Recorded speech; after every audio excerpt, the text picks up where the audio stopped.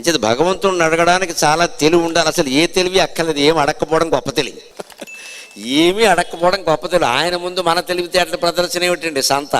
ఏం ప్రదర్శిస్తావు నువ్వు? అమాయకత్వం. నాకేం తెలియదయ్యా, నన్ను కాపాడు. అయిపోయా, ఒకటే మాట. అంటే డబ్బు ఇస్తాడు. కాపాడటం అంటే ఏమిటండి?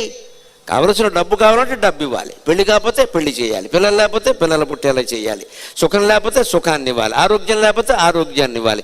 వీటిలో దేని వలనైనా ఏదైనా నష్టం వచ్చేలా ఉంటే దాని నుంచి కాపాడాలి. కాపాడు అనే ఒక్క మాటలో 3 లోకాలు ఉన్నాయి. 3 లోకాలు ఉన్నాయి. 3 అక్షరాల్లో 3 లోకాలు ఉన్నాయి. కాపాడు అంతే. 3 లోకాలు ఉన్నాయి. ఇది మానేసి ఇంకేం కొరతావు ఏంటండి? అంచేత నువ్వు భజన చేయి, పాట పాడు, ఏం చేయి, నైవేద్యం పెట్టు, పూజ చేయి, కాపాడు అంతే. ఇంకేమవుతుంది? కాపాడతాడు. అప్పుడు మన మంచి ఆలోచనలే వచ్చేలాగా, చెడు ఆలోచనలు రాకుండా, ఈ ఈఎంఐలు పెట్టకుండా, అప్పులు పాలవకుండా, పెళ్ళైనా సుఖంగా ఉండేలాగా, పిల్లలు లేకపోయినా సుఖంగా ఉండేలాగా, ఉన్న వాళ్ళతో ఏ ఇబ్బంది లేకుండా సుఖంగా ఉండేలాగా అన్నీ చూసుకుంటాడు.